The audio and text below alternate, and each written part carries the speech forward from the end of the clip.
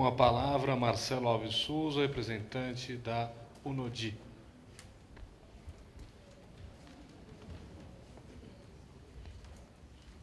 Boa tarde, eu sou Marcelo, eu estou aqui em nome do representante da UNODI no Brasil, o senhor Gustavo Eichenberg, que não pôde estar aqui no momento. A UNODI, para quem não conhece, é a Organização das Nações Unidas para o Desenvolvimento Industrial, é também a agência da ONU encarregada pelas energias renováveis. Eu vou tentar falar um pouco aqui sobre o marco regulatório das energias renováveis e o impacto dessa regulamentação na economia local. Vou chegar a 2 exemplos concretos, né, para não levar muito tempo. Então, essa apresentação está dividida em 4 partes, né, que o cenário, vou falar um pouquinho do cenário nacional e internacional, do histórico da regulamentação energética no Brasil, do panorama do biogás na Europa e dos exemplos da aplicação do biogás na economia local aqui no Brasil. Primeiramente, o que é uma regulação, né? Só para alinhar o pensamento, regulação é apenas a aproximação a um valor de referência almejado, nada mais, né? Para que serve a regulamentação?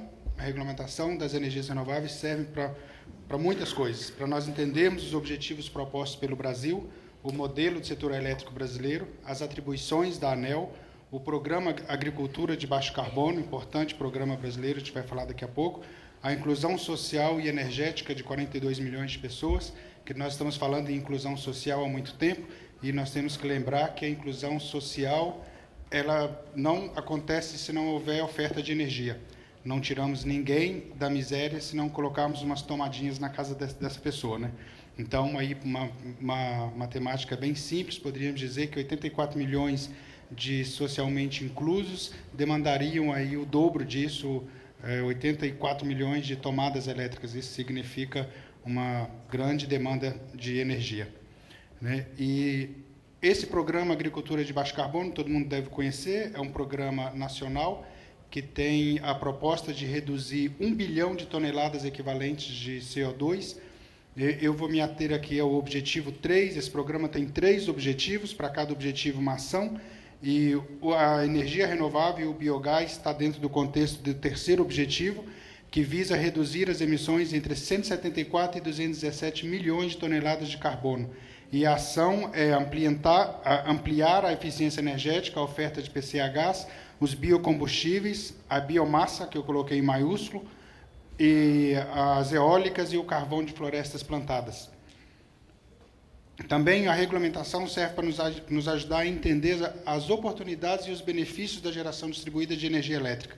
E dentro desse contexto da geração distribuída, aí podemos pensar na economia do biogás, lembrando sempre que o Brasil e a América Latina têm uma grande vocação para produzir biogás. É uma grande região exportadora de commodities, né? E onde se exporta commodities tem animais confinados, tem grande produção de resíduos da agricultura, e tudo isso é o melhor alimento para se produzir biogás e, de quebra, ainda resolver passivo ambiental. Com o biogás, nós podemos produzir energia elétrica, térmica, veicular. O biogás envolve toda uma cadeia de prestação de serviços, com economia local, com desenvolvimento de pequenas indústrias. É uma forma muito simples de se produzir energia. O biogás não demanda uma altíssima qualificação, envolve o pedreiro local, o eletricista local, mão de obra local e desenvolvimento de pequenas indústrias, inclusive, para oferecer insumos, né, equipamentos. Um pouco do cenário global, que já é um pouco, todo mundo já conhece bem, né? Nós vivemos aí no momento de grande emissão de GE, expansão de consumo, grande exclusão social e energética. Basta lembrar do que houve na Índia semana passada, né? Um país completamente dependente do petróleo e que teve 650 milhões de pessoas sem energia elétrica. Isso é muito impactante. E lembrando que apenas 18% da energia elétrica é renovável no contexto mundial. O nosso cenário é um pouco diferente. Apesar de nós termos uma agricultura com alta emissão de gases, nós estamos com grande foco na inclusão social. Foram 26 milhões no governo Lula e a proposta da presidente Dilma de incluir mais 16 milhões. Então, voltando ao que eu falei, 42 milhões de pessoas incluídas significam um aumento exponencial de demanda energética.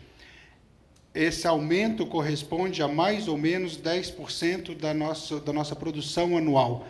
Basta lembrar que 10% da nossa produção anual significa, a cada 2 anos, uma nova Itaipu, que é a maior do mundo. Então, só para dar um exemplo da grandeza desse tema e de quão importante é essa questão da oferta de energia. E no Brasil ainda, como o professor Altino ali falou, muito bem falado na palestra dele, até os anos 70, a nossa geração, transmissão e distribuição de energia sempre foram feitas por grandes empreendimentos de forma concentrada. E isso agora está começando a mudar com a geração distribuída. Nós temos algumas vantagens no Brasil. Nós temos 100 mil quilômetros de linhas de transmissão já instaladas. Esse é um processo longo, de quase um século de investimento do governo brasileiro. Temos 4,5 milhões de quilômetros de linhas de distribuição instaladas. Isso é um valor impressionante, quando você pensa que para construir isso aí, a quantidade de concreto, de aço e de mão de obra, e é um investimento de quase um século que já está aí, já está pronto. Aqui é um mapa do nosso Sistema Integrado Nacional.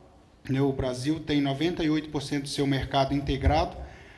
Os outros 2%, parece muito pouco, 2%, mas lembrando que esses 2% estão numa área que representa 45% do território brasileiro. Então, é uma área com uma capacidade de aumento dessa demanda energética muito grande. Então, aí começa a dar essa importância à geração distribuída. Essa é uma região de difícil instalação de redes de transmissão e distribuição. Então, por isso que eu coloquei esse mapa, que eu vou falar um pouquinho sobre geração distribuída, e vocês vão entender. Aqui eu peguei o nosso sistema de transmissão, aqueles 100 mil quilômetros já construídos, coloquei sobre o mapa da Europa, e aí dá uma visão bastante impactante, que se pegar o nosso sistema de transmissão, esses 100 mil quilômetros, colocar sobre a Europa, cobre praticamente o continente inteiro, de norte a sul, leste a oeste. Isso mostra, mais uma vez, que importante foi esse investimento brasileiro, que já está aí, não pode ser esnobado e precisa ser reconhecido. Como foi feita essa regulação brasileira?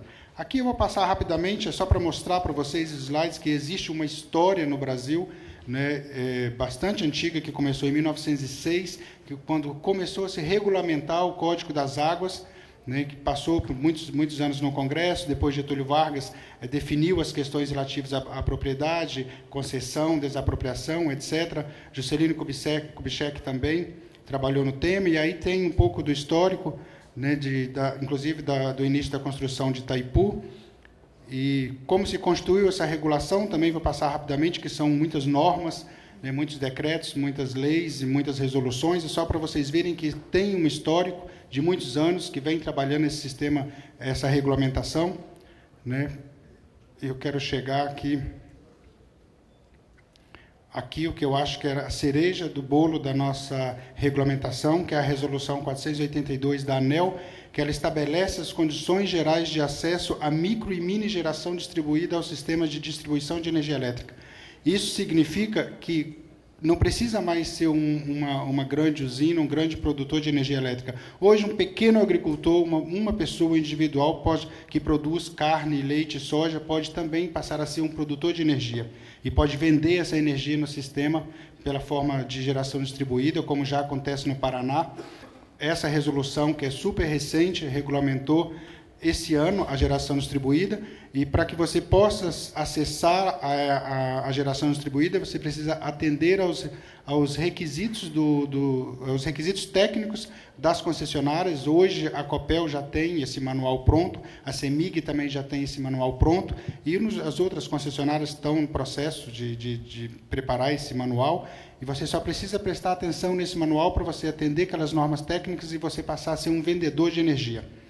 Então, eu quero mostrar para vocês aqui um pouquinho da regulamentação do biogás na Europa. Isso aqui é só para mostrar para vocês que o Brasil não está mal nesse quesito, pelo contrário, nós fazemos parte de um pequeníssimo grupo de países que tem uma regulamentação tão elaborada, que chega às energias renováveis, que chega ao biogás, que chega ao mini e micro produtor de energia. Nós fizemos uma pesquisa e descobrimos que na Europa existe uma diretiva do Parlamento Europeu e tem 2 países que aplicam essa diretiva, que são a Áustria e a Alemanha. Então, hoje, referência em biogás no mundo, diria com muita tranquilidade, que são Áustria, Alemanha e Brasil, inclusive na regulamentação.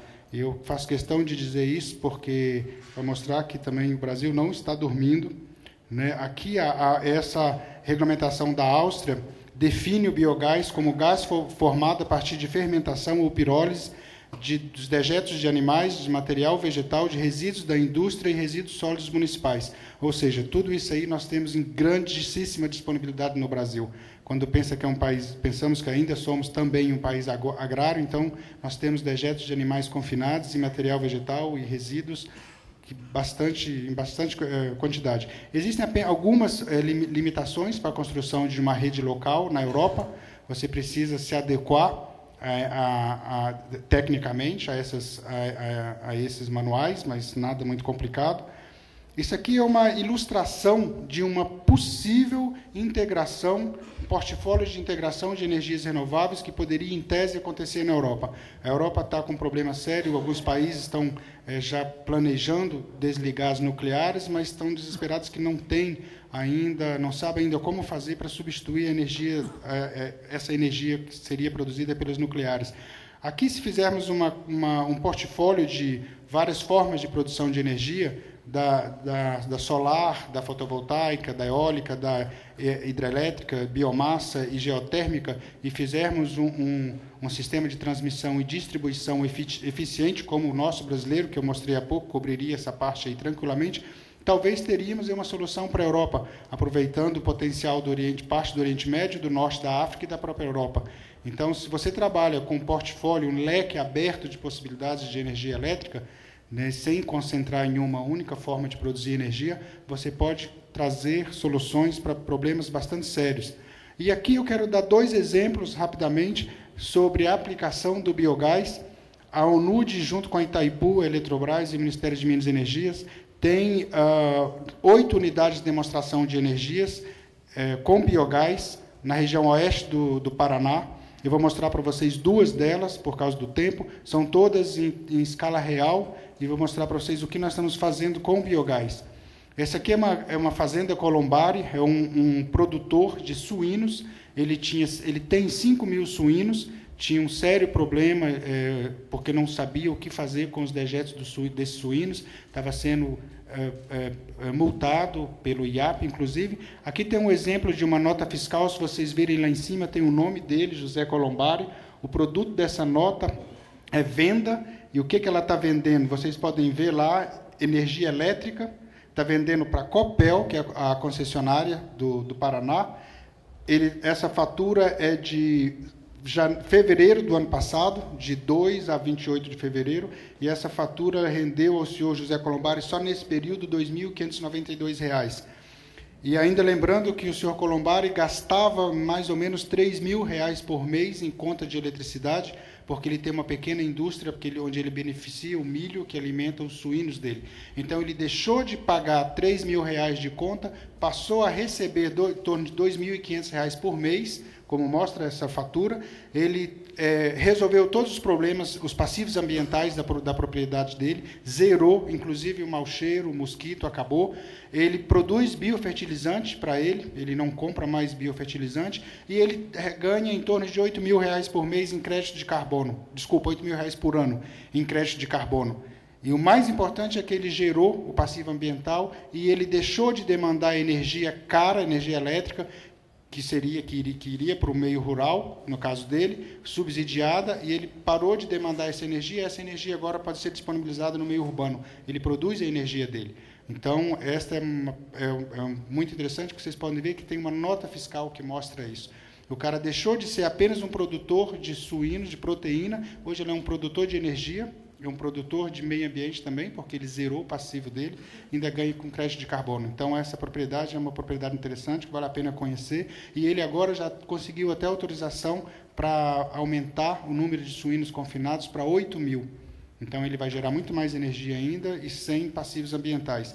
Esse é o segundo, último exemplo, é o Condomínio de Agroenergia para a Agricultura Familiar. É um projeto também da Itaipu, da Eletrobras, do Ministério de Minas e Energia, da UNUD e da Embrapa, e de 33 pequenos proprietários rurais, fica em São Miguel do Iguaçu, a mais ou menos 150 quilômetros de Foz do Iguaçu. Aí esse projeto é a reunião de 33 pequenos proprietários rurais que estavam com sérios problemas também de passivos ambientais. Nós colocamos 33 biodigestores, um em cada propriedade, conectamos todas as propriedades com um biogasoduto de 25 quilômetros, que passa em todas as propriedades recebendo esse biogás, leva até uma microcentral termoelétrica. Aí vocês veem alguns passos da construção do gasoduto, esses marcadores do gasoduto, que tem cores diferentes em função da bitola do biogasoduto. Tem as plaquinhas que mostram. Em cima ali vocês veem um filtro separador, esse biogás que vem das 33 propriedades, chega a essa central, ele é filtrado nesse filtro. Esse filtro custava, nós vimos um equivalente na Alemanha por 700 mil euros, nós contratamos, o projeto contratou um consultor brasileiro, desenvolvemos o mesmo filtro aqui por 50 mil reais, com uma tecnologia mais simples, que nos atende e que consegue purificar o metano a 96%. O metano sai desse biogás com 96% de pureza. E ali do lado, lá na última fotografia, vocês veem um secador de grãos. Esse biogás produzido também atende a essa comunidade que produz grãos, e eles secam os grãos nesse secador com fogo indireto, ao invés de mandar seus grãos para uma cooperativa e pagar por isso. E os resultados dessa cooperativa também são a ausência de passivos ambientais nas 33 propriedades, criação de pequenas indústrias locais, porque todo esse esquema passou a demandar serviços e peças, então gerou uma pequena economia local. A energia produzida nesse condomínio já está prestes a ser conectada à Copel, só não foi ainda porque estão cumprindo os trâmites técnicos do manual que eu falei para vocês. Todas as 33 propriedades produzem seus biofertilizantes, já não compra mais Monsanto, não compra mais produtos de ninguém. Elas estão gerando, o crédito de carbono está prestes a ser completado também, os processos para eles receberem esses créditos. Eles já estão usando o biogás para secagem de grãos nas propriedades e para asepsia nas propriedades leiteiras. O único produtor lá que trabalha com leite conseguiu aumentar em 2 centavos o litro de leite, graças à asepsia que ele está fazendo com o biogás, porque melhora a qualidade do leite. Então, isso é para mostrar para vocês que pequeno investimento em biogás, que é um sistema simples, pode ajudar muito na questão do suprimento de energia elétrica, de resolução de passivos ambientais e de melhoria de qualidade de vida local. Aqui algumas vantagens da bioenergia do ponto de vista legal. Elas demandam uma simples comunicação ao poder concedente, você pode concorrer a chamadas públicas, você tem isenção daquela aplicação anual de 1% da receita em PID, e a sua energia pode ser também comercializada no formato de geração distribuída. A bioenergia em sistemas isolados, tudo aquilo que a gente fez no Paraná poderia ser feito na Amazônia, por exemplo, na ilha de Fernando de Noronha, em qualquer lugar. Você pode fornecer energia nesse esquema para pequenas indústrias, inclusive. Além de resolver problemas ambientais, e você não ficar dependente de combustíveis fósseis, que é o caso de Fernando de Noronha, por exemplo, que depende parcialmente de combustíveis fósseis. E, conclusão, a bioenergia aumenta a oferta de energia, gera renda, incrementa a economia local e atende a comunidades isoladas. A bioenergia oferece energia para indústrias, sobretudo em locais isolados. E a energia produzida com o biogás também resolve passivos ambientais.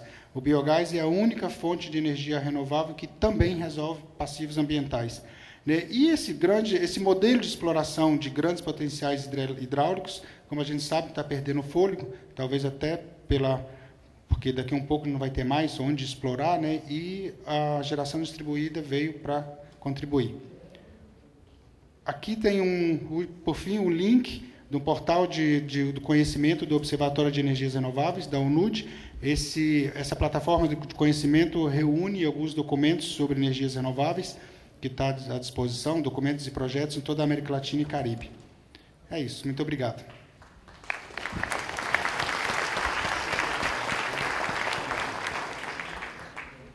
Muito obrigado. Lembrando a todos e a todos que ao final das palestras teremos perguntas do público.